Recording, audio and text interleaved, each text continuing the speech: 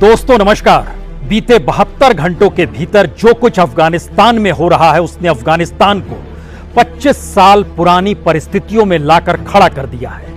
और भारत के सामने सबसे बड़ी चुनौती यही है कि 25 बरस पहले जिस तरीके से भारत ने अफगानिस्तान से सब कुछ समेट लिया था, उस वक्त भी तालिबान की मौजूदगी थी।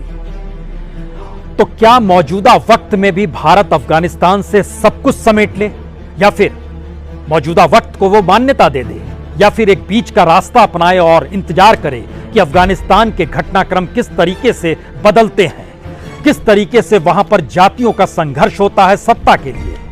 लेकिन मौजूदा स्थिति बीते 25 बरस के हालात से भी बुरी है, क्योंकि आज की तारीख में अफगानिस्तान के भीतर तालिबान का कोई विरोध नहीं है। कोई भी पॉलिटिकल ऑर्गेनाइजेशन तालिबान के विरोध में मौजूद नहीं है। राष्ट्रपति जिस तरीके से वहां से भाग गए, तकरीबन 3 लाख सेना जिस तरीके से बिना लड़े हुए हार मान गई, जिस तरीके से अमेरिकी फौज लौटी और अमेरिकी फौज के पास जो हथियार थे, आज की तारीख में तालिबान ने उस पर कब्जा कर लिया है और उसके पास हथियारों का जखीरा है। लेकिन सवाल भारत के लिए सिर्फ अफगानिस्तान के भीतर तालिबान की मौजूदगी भर का नहीं है। सबसे बड़ा सवाल यह है कि तालिबान के पीछे आईएसआई की मौजूदगी भारत ने आज से नहीं देखी है। 1999 में जब भारत का विमान अपहरण कर कंधार ले जाया गया था, उस वक्त भी भारत की तरफ से 3 नेगोशिएटर जो कंधार पहुंचे थे, उसमें एक मौजूदा वक्त के जो राष्ट्रीय सुरक्षा सलाहकार डोभाल साहब है, वह भी मौजूद थे। और उस वक्त उन्होंने बहुत साफ तौर पर कहा था कि जब वो वहां पर नेगोशिएशन के लिए पहुंचे तो उनके सामने आईएसआई के 2 अधिकारी खड़े थे।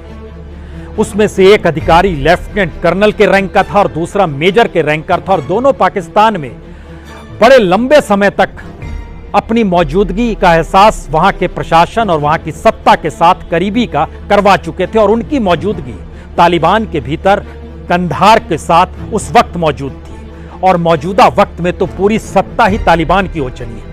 तो क्या यह माना जाए कि आईएसआई की मौजूदगी तालिबान के भीतर पाकिस्तान को रणनीतिक तौर पर इतनी बड़ी जीत दिला चुकी है, जो आने वाले वक्त में भारत के लिए एक संकट का सबब है? क्योंकि जो भी किरदार तालिबान से जुड़े हुए अब सत्ता संभालने के लिए नजर आ रहे हैं, उनके कोई ना कोई ताल्लुकात किसी ना किसी रूप में पाकिस्तान के साथ रहे हैं। आईएसआई से उनकी निकटता रही है। सवाल सबसे बड़ा यह हो चला है कि बीते 20 बरस में भारत ने भी अफगानी फौज के बहुत सारे सैनिकों को ट्रेनिंग दी, अमेरिका ने भी ट्रेनिंग दी, लेकिन जैसे ही तालिबान आया, वो जिस तरीके से ढह के चीजें गिर गई, यह कोई समझ नहीं पाया क्या वाकई विरोध की कोई गुंजाइश नहीं थी। और जिस तरीके से कंधार और काबुल तक तालिबान पहुंचता चला गया और तमाम हथियारों को समेटते हुए चलता चला गया, वह सिर्फ एक हार भर है या उसके पीछे पाकिस्तान की अपनी कूटनीति, आईएसआई की अपनी समझ, उसकी बड़ी जीत है? हमें लगता है आज चंद पन्नों को खोलने की जरूरत है। आपके जहन में तुरंत यह सवाल होना चाहिए कि यह टकराव जो पाकिस्तान के साथ है, क्या आने वाले वक्त में बढ़ने वाला है? यकीनन बढ़ने वाला है, और उसकी कोई ऐसी गुंजाइश आपको नजर नहीं आएगी जिसमें आप कह पाएं या सोच पाएं कि वाकई पाकिस्तान अब भारत के लिए कहीं ज्यादा परेशानी का सबब पैदा नहीं करेगा, क्योंकि तालिबान उसके अनुसार चलेगा। तालिबान के अनुकूल की परिस्थितियां वो अफगानिस्तान में क्रिएट करेगा, और यह एक ऐसी परिस्थिति है जो समूचे साउथ एशिया में भारत के लिए एक मुश्किल वक्त है। और शायद इसीलिए जो सीसीएस की बैठक दिल्ली में लगातार बीते 48 घंटों से कई खेप में चली है, वह इन बातों को समझ रह पा रही है कि आने वाले वक्त में कितनी बड़ी मुश्किल हो सकती है।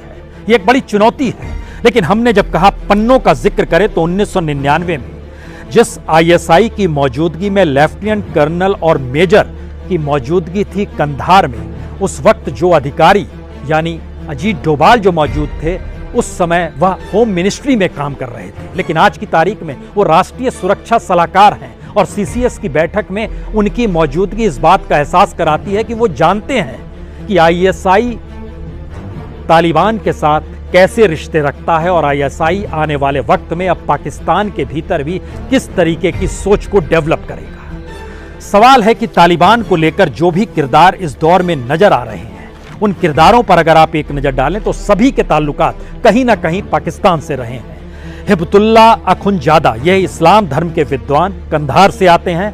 तालिबान की दिशा बदलने में इनका हाथ माना जाता है। 80 के दशक में यह रूस की फौज के साथ भी दो हाथ कर चुके हैं और ये कमांडर उस वक्त हुआ करते थे जब रूसी फौज थी, लेकिन अब अमेरिकन फौज में भी ये विद्रोह की भूमिका में।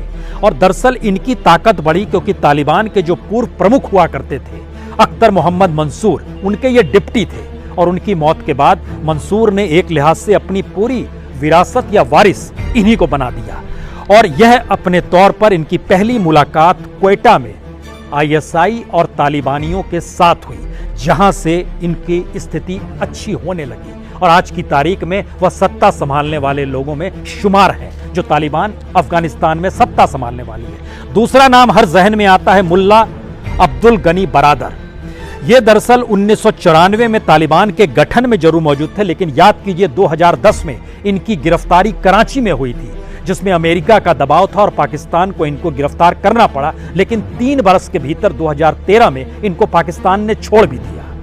यह वहां के प्रधानमंत्री बन सकते हैं या राष्ट्रपति बन सकते हैं, जो नाम बार बार निकल कर आ रहा है, ताल्लुकात पाकिस्तान से ही है। तीसरा नाम मोहम्मद याकूब, 30 साल के हैं, तालिबान के सैन्य अभियानों में प्रमुख भूमिका निभाने वाले रहे हुए हैं और मंसूर की मौत के बाद इनको सुप्रीम कमांडर के तौर पर कुछ लोग लाना चाहते थे और इनकी पूरी ट्रेनिंग जो खास तौर से अफगानिस्तान और पाकिस्तान की सीमा सटी हुई है, यह भी एक महत्वपूर्ण है कि पश्तून जो हैं पाकिस्तान और अफगानिस्तान की सीमा तक को नहीं मानते। वो मानते हैं कि सब कुछ उनका अपना ही है और उसी लिहाज से उनकी आवाजाही रहती है। उसी इलाके में मोहम्मद याकूब की ट्रेनिंग हुई है। सिराजुद्दीन हक्कानी, ये 45 वर्ष के हैं, हक्कानी नेटवर्क के नेता हैं।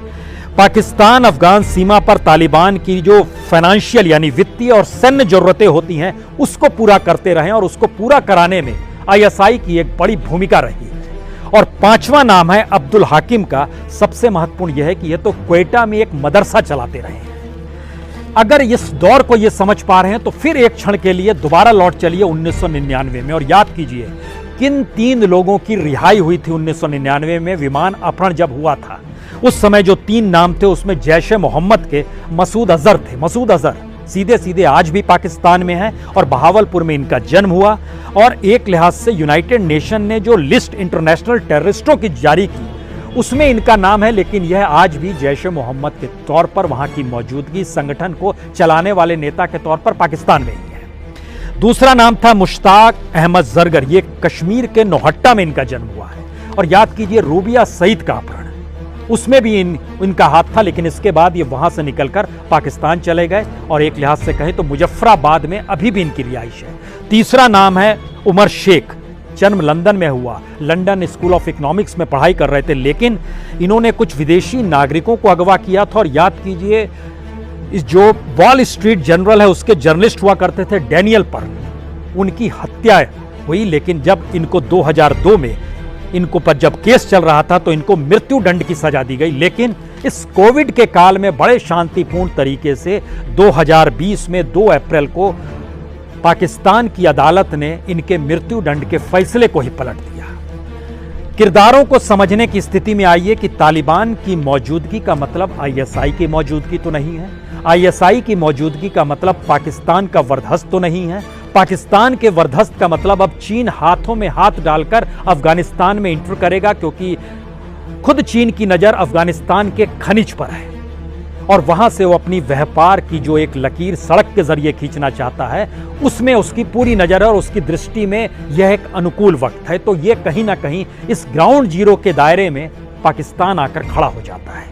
भारत के लिए यह भी मुश्किल सबब है, क्योंकि पाकिस्तान और भारत की सीमा के बीच में जो कश्मीर में आतंकवादियों की सप्लाई लगातार होती रही है, उसमें क्या वाकई कश्मीर के रेडिकलिज्म या कट्टरवाद को उभारने की दृष्टि से टेररिस्टों की आवाजाही शुरू होगी, यह भी एक सवाल है।